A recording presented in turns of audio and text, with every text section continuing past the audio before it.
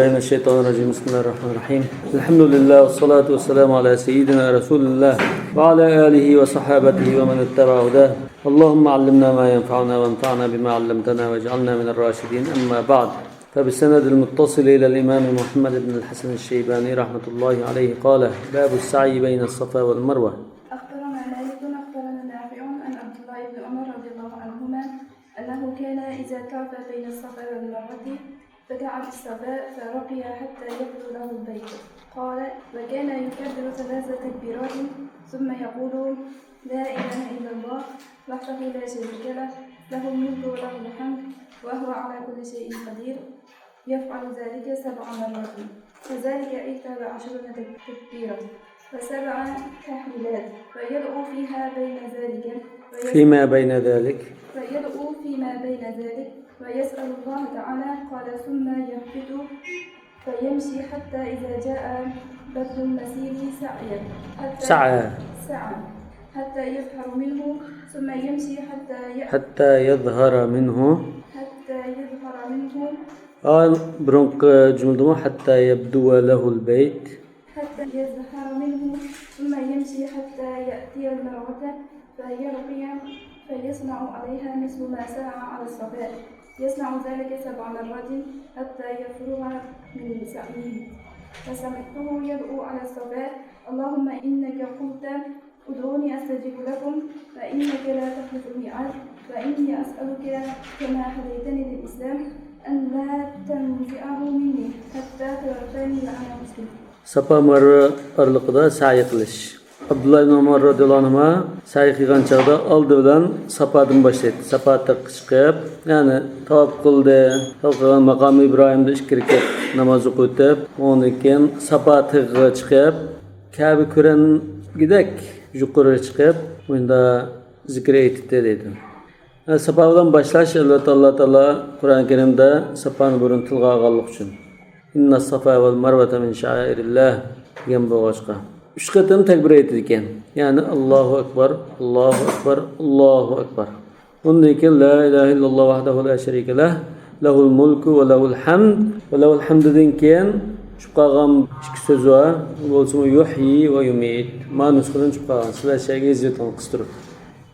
Va lahul hamdu yuhyi va yumit va huwa ala kulli shay'in qadir. Yaf'alu zalika 7 marrat. Yani aşını digine tekbirini 3 qatamdan 21 qatam, mushtahlilni 7 qatam demakchi. Fadalika 21 takbira ve 7 tahlilat ve yed'u fima bayna zalik. Arlıqda her bir qatam şunu qilib bo'lgandan keyin arlıqda duo qilib, yani takbir, tahlil mushna. Qala thumma yahbitu. Andan sapatidan asasida. Qala shada nafi' demakchi. Andan ma'uda normal ma'da fayamshi demakchi ma'da famashada qo'yibdi fayamshi thumma yahbitu fayamshi hatta idza jaa batn al-masil bu anda salkilgan o'rin ikki tog'ning orliqi chuqur joy bo'lg'achqa bu yomg'ir suvlari tog'dan tushib shu chuqurroq joyda oqibdi. Ikki tog'ning o'rtasidagi shunda bir chuqur joyda batn al-masil degan shu chuqurroq yaqin demakchi past joy degan. Şu joyga kelgan chaqda ildam ma'atda. Bu dal shu Ajar onamizningki ildam mang'an joy shu. Biz shuni do'raymiz. Hozir bunga 2 belgi qo'yildi, yeshil belgi. Yeshil chiroq, shunda chiroqning shu uzun qisqa bir chiroq, ayat bir chiroq va shu 2 chiroqning orlig'i 15 metrdek o'rinda biz tiz ma'miz. Hatta yadhara minhu aş 2 chiroq belgisidan chiqayotganga qadar, ya'ni shu batnal masildan chiqayotganga qadar tiz mağdo. Thumma yamshi hatta andan normal mağab marva keldi. Marva tiqib chiqdi. Sal do'ngrak endi. Burun ona tog' shaklda emas hozir. Sal egizrak joy. Fayarqa faysna'u alayha mithla ma sana'a ala safa. Marvaga chiqqandan keyin safa chiqqan chaqda qilgandak takbir, tahlil, ashuni 7 qatimdan qiladi.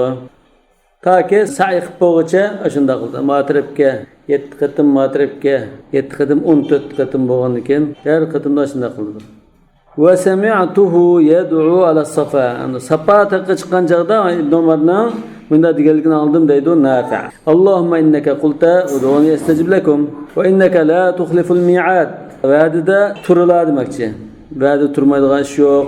duani ijobat qilamandilar. Va inni as'aluka man hozir shunda bir so'rinda menda bir ulug' bir joy turib sizdan tilab turibman. Meni islomga hidoyat qilganlardek islomni ato qilib mushu ne'matni berganlarga o'xshash buni mendan keyin yana keyincha tatib olmasliklarini tilayman. Toki men o'lib ketgan qadar men musulmon ketsam deyman demoqchi.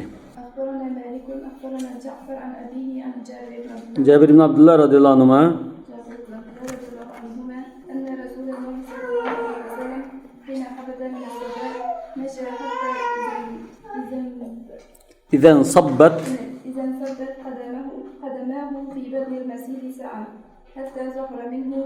قال وكان يكبر على الصلاة ثلاثا ويحلل واحدة يفعل ذلك 3 مرات.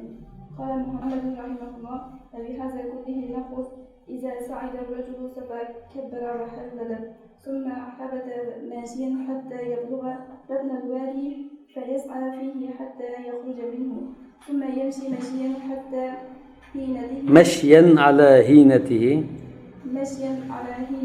حتى يأتي المروة فيصعد عليها فيكبر ويحذر ويدعو يصنع ذلك بينهما 7 يسعى في بطن الوادي في كل مرة منها. وهو قول أبي حنيفة والعامة من الفقهاء. أخبرنا جعفر جعفر ابن محمد جعفر الصادق عن أبيه محمد الباقر دمكشي عن جابر بن عبد الله رضي الله عنه. عبد الله أشو أهد غزة برنجة شيء توغن صحابة أن رسول الله صلى الله عليه وسلم حين هبط من الصفا مشى حتى إذا انصبت قدماه في بطن المسير. صفادın şunda düşüp çukur jayga şunda kelgen çağda ildam mangda çıketkenге kadar. Qala va kan yukabbiru ala safa degan so'zdan keyin val marva deb yozilgan. Maktabdan chiqib qolgan. Va kan yukabbiru ala safa val marwati thalathan. Va kan yukabbiru ala safa val marwati thalathan. Mushu 475 tilar. Va yuhallilu wahida yaf'alu dhalika 3 marrat. Rasululloh safata chiqqan chaqda, marvata chiqqan chaqda shu qadam takbir aytdi. O'xshash, yuqoriga o'xshash. Nima? Ve yuhallilu wahida bir qatım tahlil etdi dedi. Her bir qatımda birdim bolsa 7 qatımda 7 tahlil bo'ldi. To'g'ri. So'zlik degan. Qala Muhammad va bihada kullihi na'khudh. Idza sa'ada ar-rajulu as-safa. Ya da rajul deb iborat surdi. Nima uchun degan chog'da balkim ayollar igizga chiqsa yaxshi bo'lmaydi deb ayollar u dunga chiqmaydi, pastrak tarafda turiblam shu yerdan boshlaydi. Erlar igizga chiqadi degan bo'lishi mumkin. Ar-rajul degandan er kishi maqsad qilinsa, bo'lmasa ayolga ishlaydi. İza sa'ada ar-rajulu as-safa kabbara va halal. Yani ayol kishi chiqmaydi degan ishorat qilgandek turdi. Qaj yuqorida insabbat degan da pastki to'lisa degan bo'ldi. Kabbara va hallala degan iboradan keyin vada'a deb qo'shib qo'yishdi. Ba'zi nusxadan chiqib qolgan. ثم هبط ماشيا حتى يبلغ بطن الوادي فيسعى فيه حتى يخرج منه ثم يمشي مشيا على هينته. Aldırmay. Özünü toxtulib mağdu. Mervege bağın kadar. فيسعد عليها فيكبر ويهلل ويدعو يسعى ذلك بينهما 7 يسعى في بطن الوادي في كل مرة. Her qatım yani 7 qatımdan her qatımda şu yeşil çırağının aralığında ildam olmadı. Tavaf qilgan çağda 3 qatım ildam olmashga o'xshash emas. 7 qatımdan hammasi shunda ma'noda deydi. Yukabbir ve yuhallil ve yed'u ve yasna'u zalika beynehuma 7. 3 qatım berish, 4 qatım kelishma 7 bo'ldi. Berib kelishmasa 3 qatım bo'lsa 6 bo'ldi. 1 qatım ondan Safadan Marvaga berib oxiri Marva to'xtaydi. Safadan boshlab Marva to'xtaydi, shunlar 7 qatım bo'ladi. Bu jumhurning qarashi. Yani ba'zi olimlar yo'q, 7 qatım berish, 7 qatım kelish, 14 qatım degan. Yani berish kelish bir hisoblagandek. Yani sayyidlar buni rad qiladi.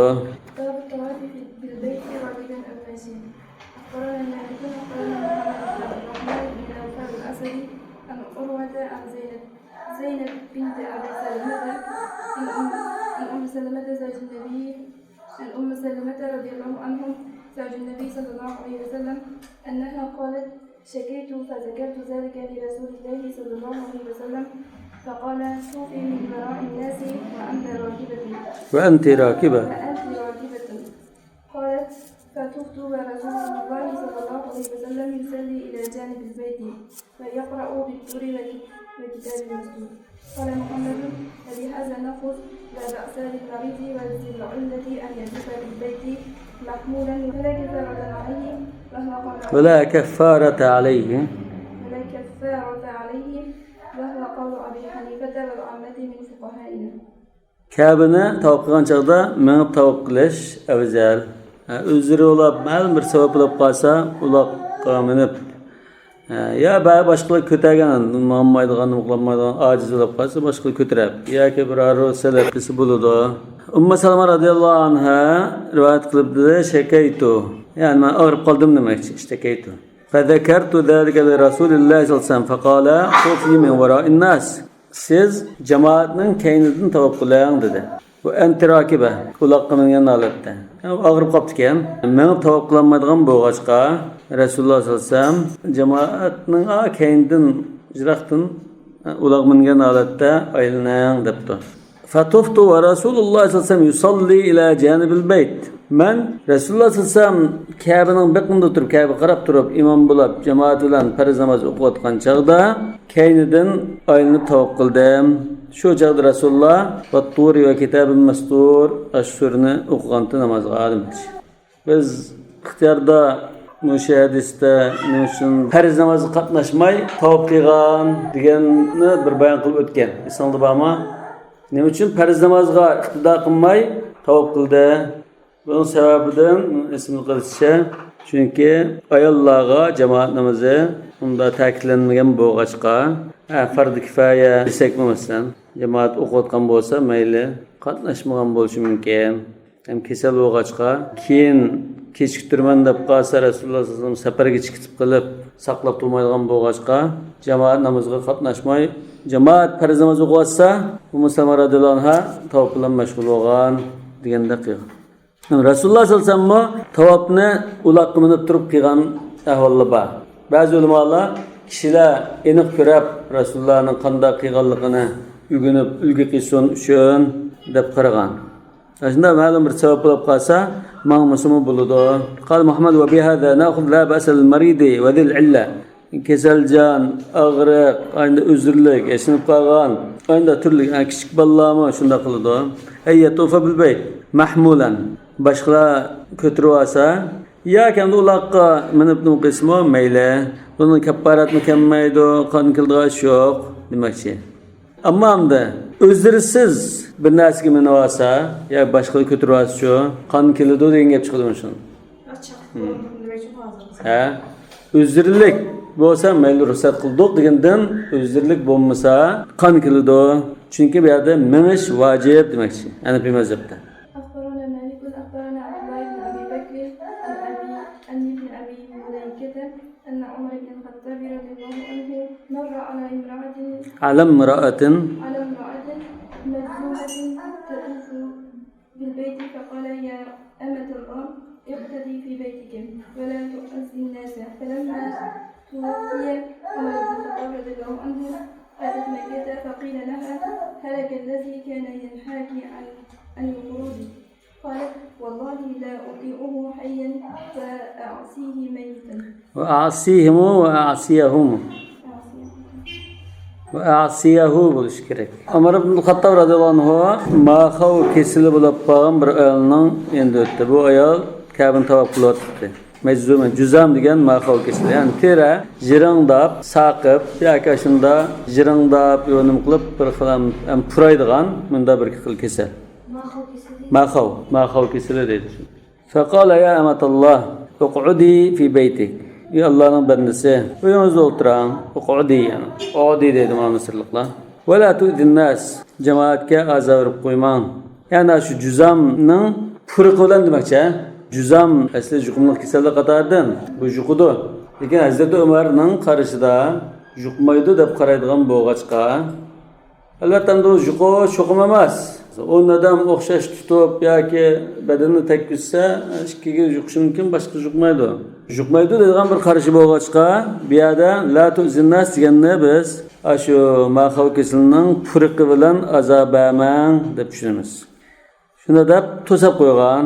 Endi Hazrat Umar vafot bo'lgandan keyin bu ayol Makkaga kelgan chaqda sizni to'sqan xalifa o'lib bo'ldi. o'lab quyruqini qum bosib bo'ldi, endi siz erkin azoda tavob qila olmamsiz degan chaqda Alloh bilan qasamki, men uningga ayet chig'ida itoat qilib, o'lib ketgandan keyin asirlik qilmayman. Ya'ni o'lib ketsam, u haqqi buyurgan bo'lg'achqa, u hayot bo'lmasa, men uningga itoat qilaman degan. Halaka yana mata demakchi. فاستلام الركن أخبرنا مالك حدثنا سعيد بن أبي سعيد المقبوري عن عبيد بن جريج أنه قال لعبد الله بن عمر Ubayd ibn Jurayj. Ubayd mudaf tuduqo. Şokulda dursa ama tanımlanamaz. Ubayd ibn Jurayj ennehu qala عن عبيد بن جريج أنه قال لعبد الله بن عمر رضي الله عنهما يا أبا عبد الرحمن رأيتك تصنع أربعا ما رأيت أحدا من أصحابك يصنعها قال فما هن يا ابن جريج قال رأيتك لا تمس من الأرض إلا اليمين Yemanayn debtum ya da Yemaniyeyn. يمانيين ورأيتك تلبس نعال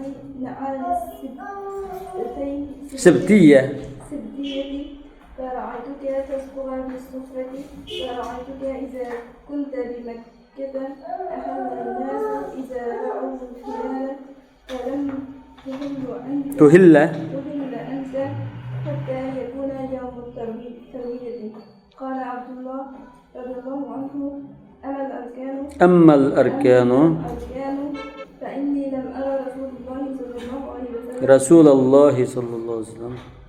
لم أرى رسول الله صلى الله عليه وسلم يمس إلا يمانين وأما نعال السبتية فإني رأيت رسول الله صلى الله عليه وسلم يلبس النعال الذي ليس فيها شعر فيتودع فيها فأنا أحب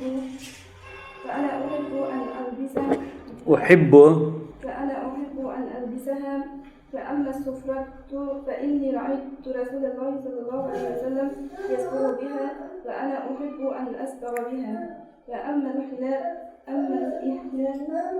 فإني لم أرى رسول الله صلى الله عليه وسلم يهل حتى تنبعث به راحلته tanba'itha bihi rahilatuhu.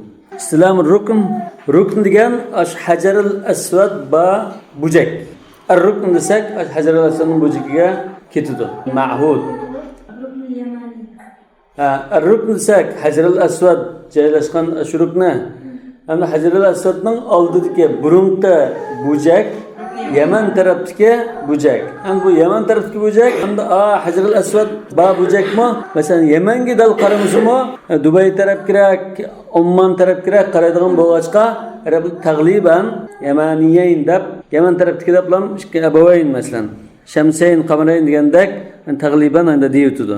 Endi rukn mishada Hajarul Aswad. Hajarul Aswadni istilam qilish degan ya tutish, ya so'yash, yak bir narsani ishorat qilish. Mümkün bo'lmagan taqdirda ishorat qilsam, shu o'rniga tutqanning so'yganning o'rnida bo'ldi.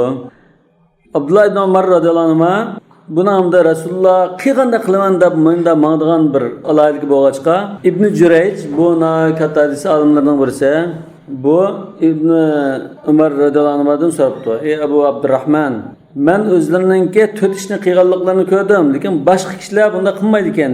Sababi nima ekan?" deb so'rabdi. Qaysi to'tishgan desa, men o'zlarining Kabening bujaklaridan faqatlam Yaman tarafidagi ikki bujakni tutganligini ko'rdim. Qo'l bilan bunda tutib silab, undiki ma'no. Yak bismillah Allohu akbar deb silab tutmagan. Ikkinchisi vara'aytuka talbasun ni'al sibtiya. Sibtiya degan bu ishlangan kun, ya'ni xurum, ishlangan xurum. Asli bu teri olgandan uning mo'ylari, nimalari bo'libdi. Yani bunu ishlab, onu butunlay paqirtib qilgan ekan, bu ashunda paqiraq xurum kun bo'ldi bu. Ashunda kun oyoqlarini, kiyganliklarini ko'rdim. Yana o'zlarining siriq bo'yganliklarini ko'rdim.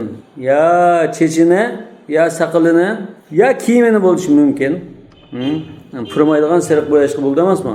Wa ra'aytuka idza kunta bi Makka. To'rtinchisi, masalan Makkada tug'an chaqlarda barliq kishilar Zulhajjiningki birinchi kuni bo'lsa, hilolni ko'rgan amonlar talbiya to'lashga boshlaydi. O'zlari bo'lsalar toki yawmut tarviya bo'lmoqchi 8-kuni bo'lmoqchi talbiya to'lashni boshlamaylar. to'rt ishda siz farqli ish tutganlar sababi nima ekan deb so'radi. Abdullah radhiyallohu anhu javob berib, "Endi bujaklar kelsak, men Rasululloh sallallohu alayhi vasallam faqatlam Yaman tarafdagi ikki bujakni tutganligini ko'rgan." Hadislarda isbotlangan bu. Va amma ni'al sabtiyya, yani kun qurum oyoqlar kelsak, men Rasululloh sallallohu alayhi vasallamning hech qanday tuki yo'q, shunda paqiraydigan kiyashini kiyganligini ko'rdim. Va yatawaddu fiha, yani shuni kiygan holatda tartasa, uni silib turib, uni tartag'anligini degan bo'ldi. Yoki bir ehtimolda shu qo'yning masalan jung'ildi, masalan terini qo'yni so'ygandan keyin jung'ildi. Onu aşlayımız. Aşlaganlıkımız jung oldu. Andım bunu zavat kapırıp bütün tüklerini, junglarını çüyütürsek, betin gidek buldu. Kurum. Yani son olmasa. Bunda buldu. Muşunda kurumda işlengen ayağını, belki bunda tasma ayaklı oluşum iken, şunu keygellikini, başka adamlar belki de şu nimeleri bilen billah. Bunu bizden alıp salvat elpekli vattığı cuvamız.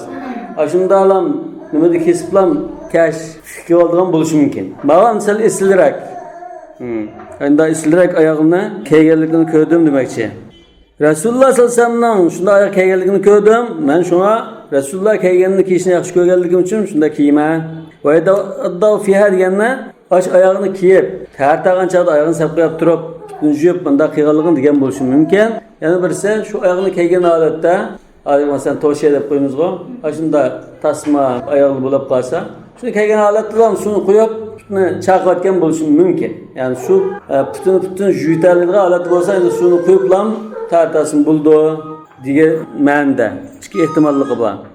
Ve ama sufra hem de serik rengi kelsek, ben Resulullah sallallahu aleyhi ve sellem'nin boyunu köygen, sakalını boyunu köygen, ya çeçini boyunu köygen, ya ki kiyimini boyunu köygen. Lakin kiyimini boyunu köygen degan sal ihtimal aciz. Sakal bilan çeçni boyunu. Mesela Resulullah sallallahu aleyhi ve sellem'nin bir hadisinde la yasbigun fakhalifuhum. Ahli kitaplar çeç sakallarını boyamaydı. Siz boyap xilaflık kılanlar. Diyen bu açığa çay sakalını boyayanlar. Hatta mesela aramda Kurdistan, Hindistan, Pakistan, Bangladesh şu jaydın kelgen, yaşın kalgan ya sakallı adamlar sop-sarı boyaydı. Bu boyashni sünnet de boyaydı. Mana shu hadis chiqqan bo'yicha. Hadis shunaslarning o'rtada shunda bir ibora bor. Masalan, birisining tarjimonini deb kelib, bir raviyning bu raviy menda yaxshi odamda, ishonchlikda, yolg'on so'zlamagan, yashin qolgan chog'da erishib qolmagan, falan hadis anlagan, ustani anlagan deb kelib, va kana yasbir deb qo'ydi.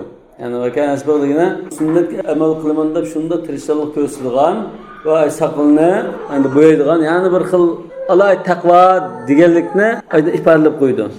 Yani mush sunnatga boshqacha amal qilib ketmaydigan, mush sunnatga amal qildi degan ma'noda. Shunga men ayna bo'yashni yaxshi ko'raman. Va ammal ihlal, talbiyani qachon to'lashmaslik kelsak, men Rasululloh sallallohu alayhi vasallamning tugisi ustida o'tgandan keyin tugisi o'rnidan qopib qo'zg'algan chaqda andan talbiya to'lig'ini ko'rgan edi. Yani bu qachonki gap? Zulhulayfada Beydag'a chiqqan chaqda, rasmiy safarga otlangan chaqdan tugisi keldi safarga. Otlaman deb tugisini qo'zg'atgan chaqdagi gap. Yani biz unda ilgari talbiya to'lsin bo'lganligini bayon qildik. Lekin miyada Ibn Umar shu Zulhulayfa miqotdagi ahvolni mana Makkadagi Arfat qilmashdan oldingi chaqda qiyos qilyapti. Mana qiyos qilib. Çünkü Resulullah sallallahu aleyhi ve sellem Mekke'ye girişten burunmu talbiya to'lg'an bo'g'achqa shu ahvolni qiyos qildi. Ni'al sabtiya degan mo'ysiz kunlarda ishlangan kiyashlar deymiz. ولا ينبغي أن يستخدم من الأرجاء إلا الرجل اليماني والحجر وهما اللذان استلمهما عمر رضي الله عنهما وهو قول أبي حنيفة وأحمد. أخبرنا مالك أخبرني ابن شهاب عن سالم بن عبد الله بن محمد بن أبي بكر الصديق رضي الله عنهما أخبر عبد الله بن عمر رضي الله عنهما عن عائشة رضي الله عنها أن رسول الله صلى الله عليه وسلم قال ألم تري أن قومك حين بنوا الكعبة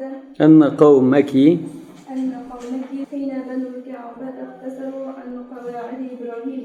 قالت فقلت يا رسول الله أفلا تردوها على قواعد إبراهيم؟ فقال لولا هدسان حدثان قومك بالكفر قال فقال عبد الله بن عمر رضي الله عنهما لئن كانت عائشة عائشة رضي الله عنها سمعت هذا من رسول الله صلى الله عليه وسلم ما أرى رسول الله صلى الله عليه وسلم ترى استلام الركنين الذين يريدان من الحجر إلا أن البيت لم يتم على قواعد إبراهيم. Nalgama İmam Muhammed bu ammasi yaxshi ishlar, ya'ni Abdullah ibn Umar radhiyallohu anhudan kelgan ishlar ammasi mustahab, bundan ishlar sunnat ishlar. Biz shunga asosan Ruknul Yamaniyni shunlam istilam qilishni tanlaymiz. Uni boshqasini unda tutib, ishorat qilib, suyabni o'qimaymiz demoqchi. Salim ibn Abdullah anna Abdullah ibn Muhammad ibn Abi Bakr as-Siddiq. Abdullah ibn Muhammad al-Qasim ibn Muhammadninki qarindishi. Anna Rasululloh qol alam taray nun jazm bo'lgandan nun chiqib ketdi. Rasululloh Hazrat Oyshaga deb ekan. Sizning qavmingiz, ya'ni Quraysh, Ka'bani bino qilgan chaqda, Ka'bani bino qilgani Ba'sadan 5 yil burun, ya'ni Rasululloh sallallohu alayhi vasallam 35 yoshga kirgan chaqda, bu Ka'bani shu chaqda salab tiklib, mu'min qilib, yiqilib ketgan, o'rilib ketgan bir ish bo'lib, Rasululloh sallallohu alayhi vasallam 35 yoshga kirgan chaqda qatnashgan shu Ka'bani bino qilishga. Sizning qavmingiz Ka'bani bino qilgan chaqda Ibrohim alayhisalomning sog'an uli bo'yicha yasashga qurbi yetmagan. Qoidaning ko'pligi al-qoida deymiz-ku, yani asos ul degan ma'noda. Nima uchun desa, bular aslida Ibrohim alayhisalomning dinining qoldiqi bor. Ba'zi bir ishlar shu dinga Ibrohim alayhisalomning sunnatiga muvofiq, ba'zisi muvofiq emas, dinning izi o'chab, ancha-muncha bir narsa qilib qolgan. Bular şu Allah'ın beytini halal maldan, pak, kesipten yasamsak olmayı diye bir düşünce battı buldu. Şu an bununla herkes haram maldan aralışıp kalmışsan, halal mal çıkaran diyendiken bunun halaldan tapkan malları az oğaçka, yasaşka yetişmegen bunun pulları. Şundan ondan Kâbe'ni hazırka tütbecek şekilde koyup, asli sel uzunçak, sel uzunçak buluşu mümkün. Yani şundan yarlam toxtup koygan diken, ma bir kısmının da pakatam bilan o'yil chiqarib qo'ygan. Hozir bor shu pakatam. Buni al-Hatim deymiz yoki Hijr Ismoil deb qo'yamiz. Shu pakatam shu o'yla Ka'baning ichiga tavasli. Shuni mo tosh bilan qo'prab qilmay, yerimida to'xtab bilan bitirib etgan, tam etgan demoqchi. Fa qultu ya Rasululloh, afala taruddaha ala qawaid Ibrohim? Ndaz ya Rasulullah, sizlar hozir imkoniyat bor, yasayalaylar. Undan keyin Ibrohim alayhisalomning uli bo'yicha mukammal qilib yasatmamlar desam, Rasululloh dedi, sizning qavmingiz yaqinda musulmon bo'lmagan bo'lsa, ya'ni islom taxi yangidan kirib, bo'li taxi yangiyoch bo'lmagan bo'lsa, hadisan degan yaqin, taxi yaqinda musulmon bo'lgan ahvol bo'lmagan bo'lsa, shunda qildim degan. Rasululloh yani bunda bir fitna bo'lmasin. Bu arablar bu qandagi Ka'bani bu boshqacha soldi degandek bo'lib, g'ulg'ulab ba'zi kishining dillariga islom yaxshi o'rnab ketmagan holatda dindan yeni oldigan ishlar bo'lmasin deb mo'lsarlab. Demak, endi shunda ulamolar ba'zi haq narsanimi Rasululloh turug'liq fitna fasod yoki uningdan cho'nroq ziyon bo'lib ketdi deb shunda qilolmay qolgan ahvol bor. Faqala Abdullah ibn Umar la in kanat Aishatu sami'at hada min Rasulullah sallallahu aleyhi ve sellem. Hazreti Ayşe'nin anlaganlığını Abdullah ibn Umar anladı. Anda Resulullah'dan Hazreti Ayşe'nin anlagan bolsa, anlagan diken deymiz ama. Anlagan diken, men bunu menda tahlil qilaman demoqchi. Rasululloh sallallohu alayhi vasallam Hijr Ismoilga to'g'ri keldigan, ash pakatam to'g'ri keldigan ikki bo'jakni tutishni yo so'yishni qilmaganligining sababi asli shu bayt asli ul bo'yicha bino qilinmabdi ekan deb qarayman dedi. Asli ashpaka tamning doisini ishiga ilayotgan bo'lsa, ondan haqiqiy to'rt bo'jak kelsa, ondan har bir bo'jakini tutib mangdigan yo so'yib mangdigan ish bor demoqchi. Davonkin uningki bo'jika sirt qilib qolgan ekan, bu yerim yo'lda to'xtab qo'yilgan haqiqiy bo'jak emas bu. Yani şu anda haqiqiy bo'jak bo'lsa endi tutmoqdi. Ba'zi hadislarda masalan Hazrat Muaviya va boshqalar Ka'baning har qanday bir bo'jiki unda tashlanib qo'ymaydi, hammasini tutmoqdigan bo'jak degan. Lekin bu bo'jaklar haqiqiy bo'jak bo'lmag'achqa, shunga Rasululloh ikki bo'jakni tutmabdi ekan deb tushundim demoqchi. Mana mushu Kabe'ning mushu haqiqiy bino qilinish usuli bo'yicha Rasululloh fitna bo'lib qoldi deb qilmagan. Keyin ondan Xulafa Raşidinmi 4 xalifami unda qilmagan. 5-xalifa Abdullah ibn Zubayr radhiyallohu anhu Makka da o'zini xalifa deb e'lon qilgan chaqda Rasululloh o'zi chiqqan shu arzusi bo'yicha men to'liq bino qilaman deb Rasulullohning degandimi asli Kabe'ninki ikki darvozasi bor, bir darvozadan kirib, bir darvozadan chiqdi. Darvozasi bo'sug'isi o'sha yerga tang, ya'ni unda hozir egizg'o bir adam yalnız qo'li aran yetgan holatda bo'sug'isi. Ya'ni sho't qo'yib kirolmaydi. Endi asli pakatda va ham to'liq bino qilinmay buni bunda yermini o'yilda qilib qo'ygan. Yani ben kişilerinin fitne pasakka gulgulu kılıp, mırtad olup geçişini ensirmesem, burun kıdak iki darvazlık kılıp, bu soğusunu pes kılıp, aynı kılıp da, bu soğusunu ikiz kılıyorsa da Kureyşlikler, biz bunu halk adamını kirgizdi, bizden ruhsatsız kiremediğin bolsun haklarda pilallar, yani ikiz kılıp koygan. Yani bu da mesela şoğut koyup, işkini darvazını içe kılıp bagayla kiralıydıgan, bu mesela bunda kirip lan kirip gitemediğin kılıp koygan. Darvazı etken ikinci darvazını çıkargan. İkinci darvazını tam bilallam o darvazı yo'qitib o'tgan. Faqat bir darvoza qo'ygan. Yani Rasululloh buni kishilar murtad bo'lib ketib qolmasin deb ehtiyot qilib kechiktirdi. 4 xalifa kechiktirgan ekan. 5-xalifa islomiyatga kuchayib ketdi, u bir kimning murtad bo'lib ketish ehtimoli yo'q.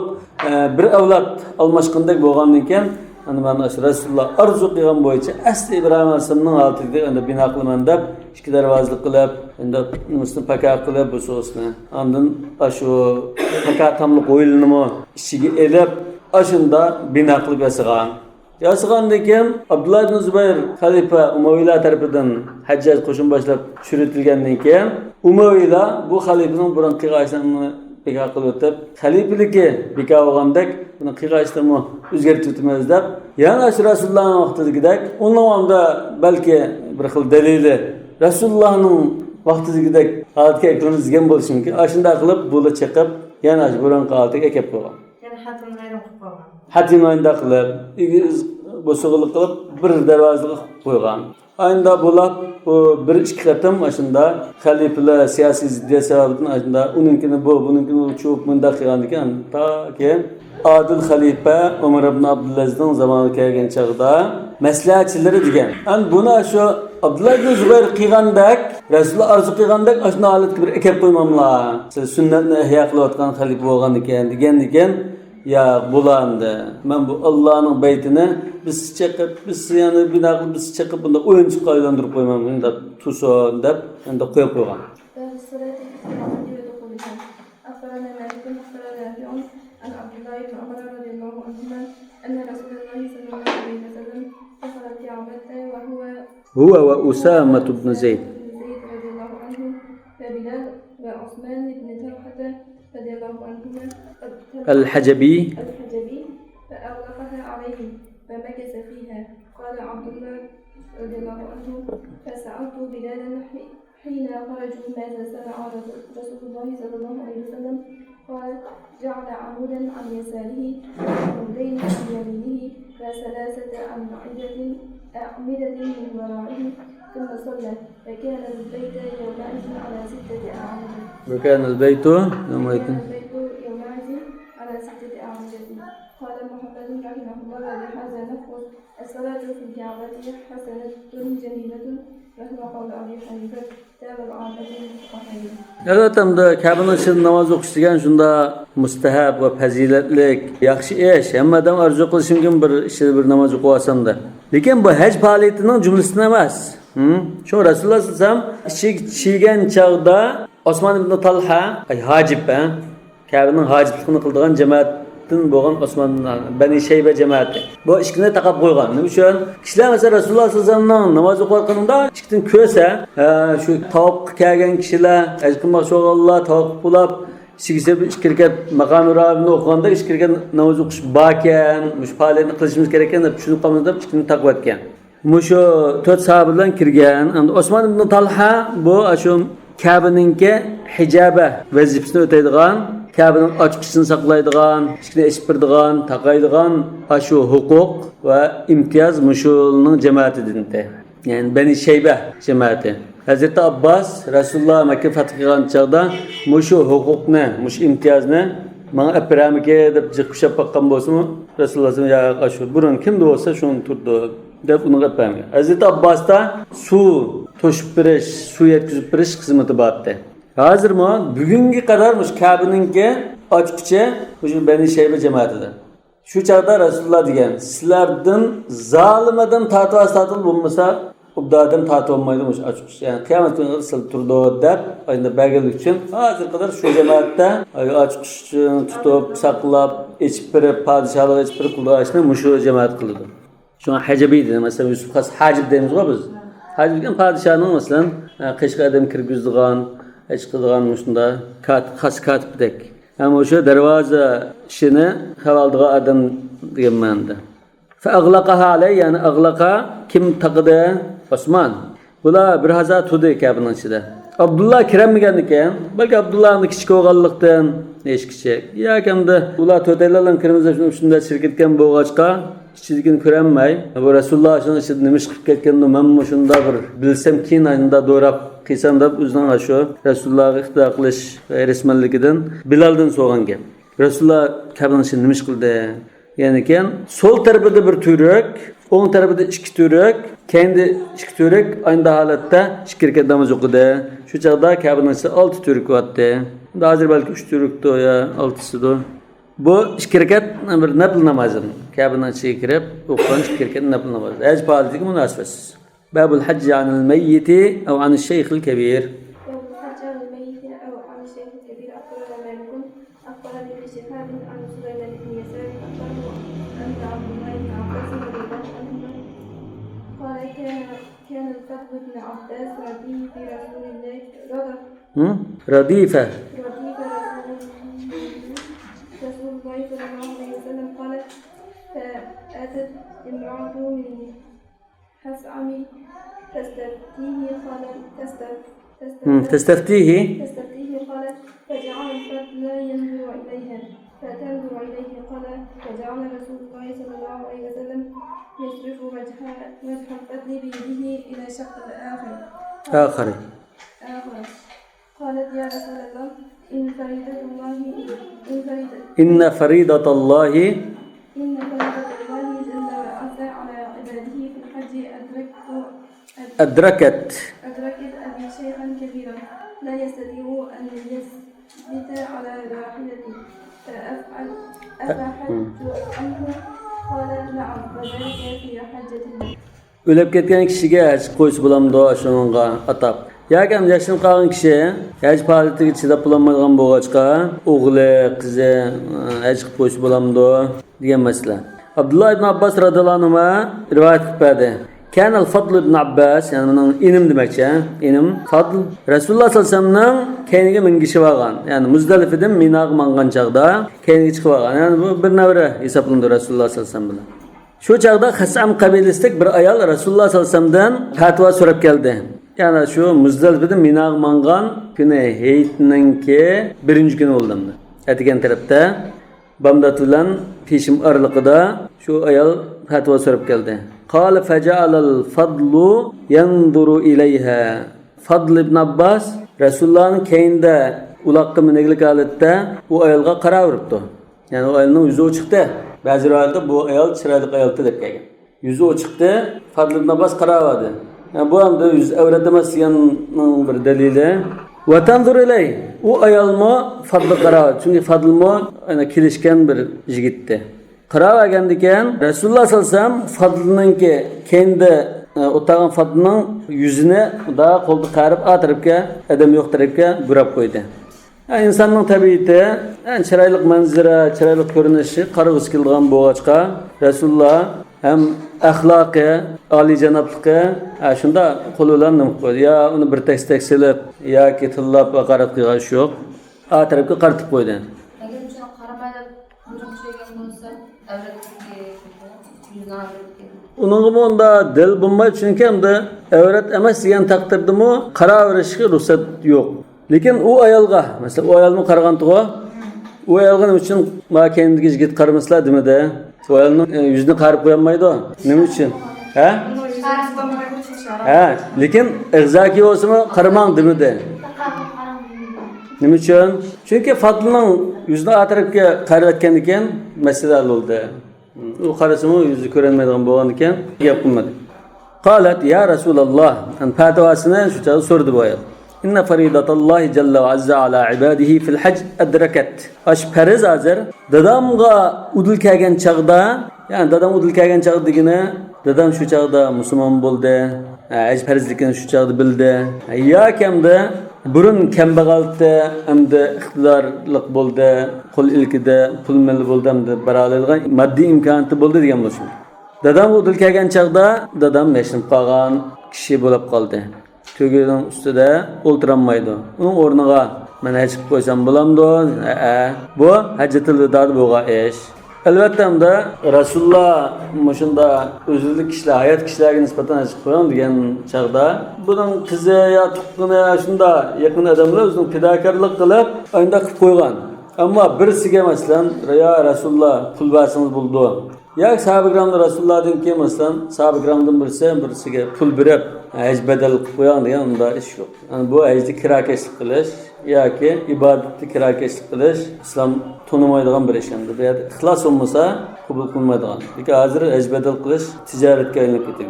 Bu adam uyda xotirjam, bolalar bilan xotirjam, tomoqni yer, aramida o'ttag'ay, keyin ayda $500 yotib qo'ysa, aşağıda jennini ilkida qo'yib, endi herib, charchab, o'lim nimasiga dastlab ketish xavfiga uchrabmanda bir qilgan odamninki savobini olib qoldigan. Undan mumkin emas. Hargizmi unda ish bo'lmaydi. Ayol kishi qodir bo'lmagan bir er kishini bo'lib Ha, mayli ayol kishi qilsin bo'ldi. Chatoq yo'q.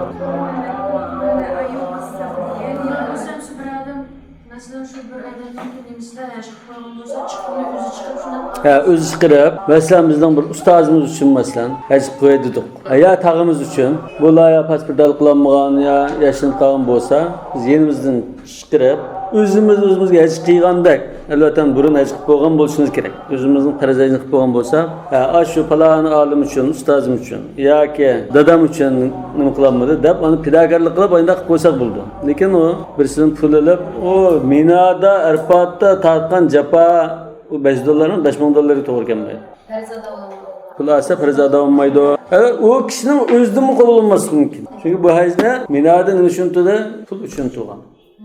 Mesela berib kelish biletni puli, nezni uchun, berib qolgandan o'zi islomiy jihatdan ishlansimi? Ha, o'zi ham shunda bir mushu kishi uchun haj qo'y deydigan shunda bir yaqinchilik bo'lib qolsa, ha biletdan pasa men qolgan chiqimni o'zim qilib japasini men tatbiq qilib qo'y desa, bo'lmaydi. Ha. Ha, tugab ketgan bo'lsin bo'ldi. Bundan sonra kelib qolgan ham haj qilinmagan, haj vaqtida cheklangan ishlardan cheklanmaydi.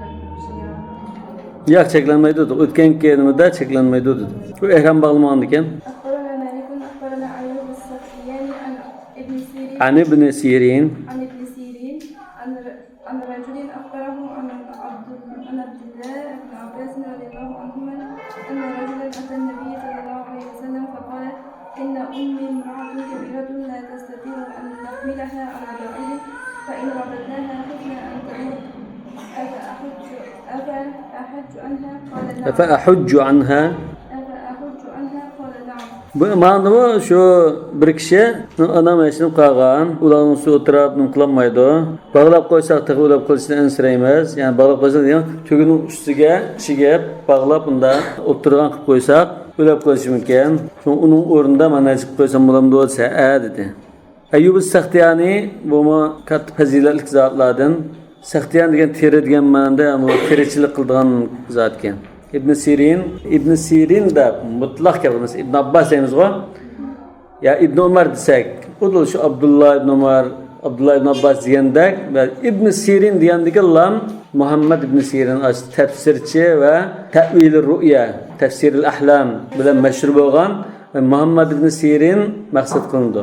Agar boshqasi bo'lsa, cho'qim Anas ibn Sirin, Hafsa bint Sirin deb şu ismini ataymiz. Bu 6 bir tuqqan sahabenin birisiniki azatkardelari bular. Hammasi bunda ulamo bo'lib ketgan sahabening xizmatini qilib.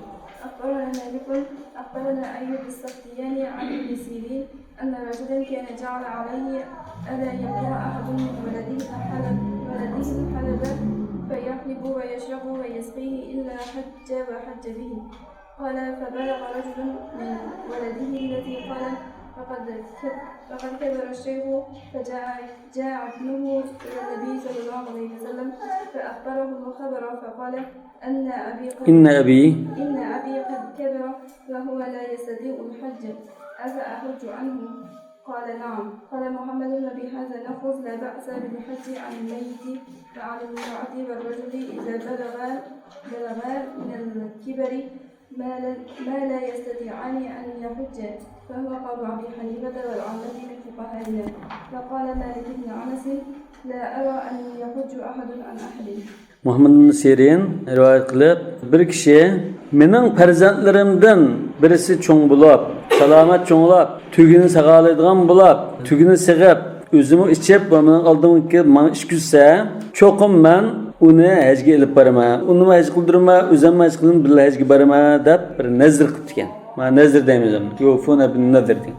Qala fa balagha rajulun min waladihi alladhi qala. Şu degan yoshga kirdi deydi. Shunda cho'ng bo'ldi. Shu martabaga yetgan chaqda, lekin shayx yashinib qoldi, ojizlab ketdi.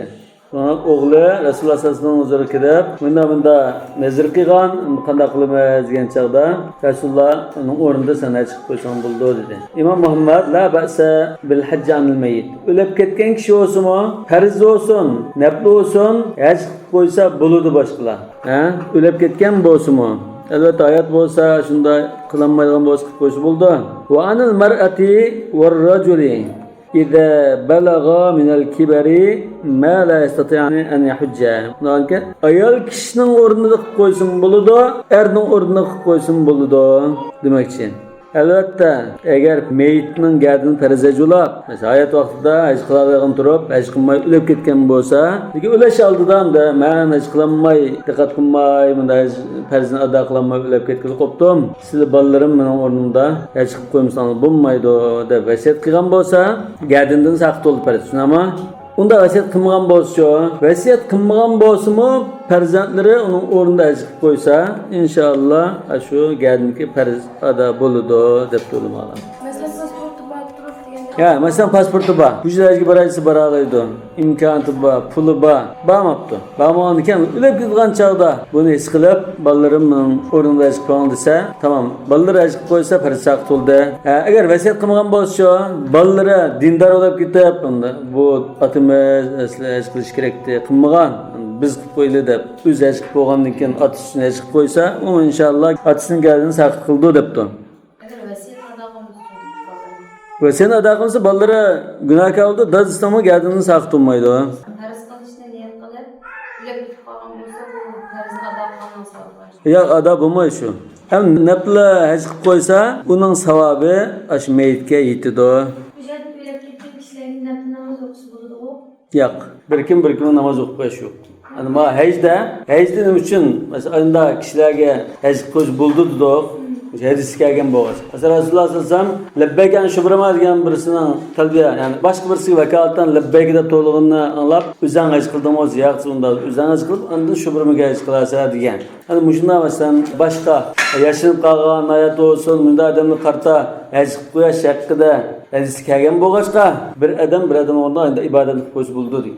Ammo u namoz Onlarda Hanbali mazhabning ba'zi ulamolari shunda bir namozni shunda harakatni qildi, lekin umum islom ulamolari bir kim namoz o'qib qo'yish bo'lmaydi deydi.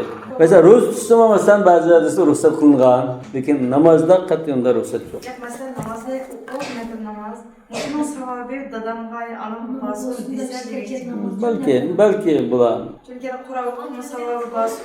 Ya shunda ham ixtilof bo'lgan masala, ulamolar sabab bulamdi, bo'lmamdi, yetam deyotmaydi degan ixtilof bor. Deganda haj bunun bir xususiyat bor. Boshqalarga qilib qo'ysa bo'ladigan bir xususiyat bo'lg'achqa, buni ruxsat qilgan. Namozda ruxsat yo'q. Pul bilan qilishga taxmi yo'q. Bo'lmasanda imkoni bor odamlar hajga bormay onunla pulları koyar. 5 vaqt namoz olsa, her namazga $100'dan $500'ni bir qo'yib başka namaz o'qib qo'ysa, ro'za tutib qo'ysa, ibodat qilmasa bo'lmaydi. Hozir mavamda ejda o'lib ketgan kishi bo'lsin, hayot imkoniyat bermaydigan, ya'ni ojiz, qilolmaydigan kishilar uchun ruxsat qilindi. Hem bu İmam Abu Hanife ve İmam Muhammed ve Kufa ulemalarining qarashi shu deydi. Farz olsun, nafl olsun degan mushuni qarashi. Lekin İmam Şafii bir odamga naflaj qilib qo'ymaydi. Naflaj bu ortiqcha, farz saqit bo'ldimi bo'ldi. Undan keyin hamma odam o'zining qilgan bo'ysin. Ana balasi masalan qo'ygan ahvolda ruxsat qildi hozir. Chunki balasimi o'sha odamning min kasbir rajul. Ve inne evladahum min kasbi. Lakin bu xuddi aşadamning bir singdiga ajri bor buningda. Yaxshi tarbiyalaganda, o'qitganda, demak ashuning bir chiqargan kuchi bo'lg'achqa bir xil ruxsat qilingan. Umrdagi, umrdagi naflmushda. Yani İmam Malik, yani bu ustozi va Lays va boshqa ba'zi ulamolar bir odamga ajib qo'yish bo'lmaydi. Yani mushumi taqa hozir masalan pul olmay aynı fidakarlık kılıp birisiga ajib qo'yish ishimi taqa ulamolar ittifoq qilmagan. Xuddi namozda masalan bir odamning namoz o'qib qo'yishi yo'q. Pul olsin, ammusin, bekorlik olsin, namoz o'qib qo'yish degandek ma'noda taqa unda hammadan ittifoq qilgan masala emas ekan. Ba'zilar bir odamga ajib qo'yish bo'lmaydi. Elbette şu İmam Muhammed şu fırqa delilini qata tizib akab turib, mana mushuni tayinib turib biz bunda deymiz, mushuni tutamiz dedi. Albatta hadisga nimasi yaqinamdi buni. Jalliq. Bab salat bimina yawm at-tarbiya. 8-kuni Minada namoz o'qish masalasi. Akhbarana Malik, akhbarana Nafi'un anna Abdullah ibn Umar radhiyallohu anhu kana yusalli adh-dhuhra wal-'asr wal-maghriba wal-'isha was-subha bimina. Mush 4 namozni, albatta Bamdad namozni Makkada o'qib chiqdi. Kun chiqishlar andan shunda menab Minaga peshimga chiqib, urilishib peshimni 4 namozni o'qitdi. 8-kuni demakchi. Thumma yagdu idha tala'at ash-shams ila Arafa. An kun chiqqandan keyin degani ertasi 9-kuni Arafat kuni kun chiqqandan keyin anda Arafat qarab maqatdi chashka vaqti bilan. Qal Muhammad hakada sunnah. Yani ta'kidlangan sunnah. Rasululloh qilgan ish mana mushunda. Ve in acele u ta'akhkhar. Sal ilgari keyin bo'lib qolsimi mayli deydi. Masalan, Minaga peshimni Makkada o'qitib mansimo, ya asrdan keyin mansimo, yoki Arafatga Bamdaddan burun mavasimo masalan Minada. Yoki peshimdan keyin menib qolsimi kechikib mayli dedi. Inshaalloh taala. Çok mesele yok. Ve kavl Ebi Hanifete rahimahullah. Babul gusli bi Arafata yevme Arafa. Arafat günü Arafat'ta juyunish. أخبرنا مالك أخبرنا نافع أن ابن عمر رضي الله عنه كان يغتسل بعرفة يوم عرفة حين يريد أن يروح ديان مينادن أربات برب أربات من بيجي كمس نميرا ديان دك جايلغا دسلب قلب تشكين شغل بشيء أرملب أن شياد جنوغان ديكان جبل رحمة أتراب تردغان موقف تيمزمده şu turduğan cayga juyunup barıp deydi. Hine yurdan yaruh ila Cebel Rahma lil vukuf degan. Qal Muhammad hada hasanun ve laysa biwajib. Yani bu mustahab ish, lekin vacib emas demek. Vallahu a'lamu bis-savab. Subhanakallahumma ve bihamdik, eşhedü en la ilahe illa ente, estağfiruke ve etûbü ileyk.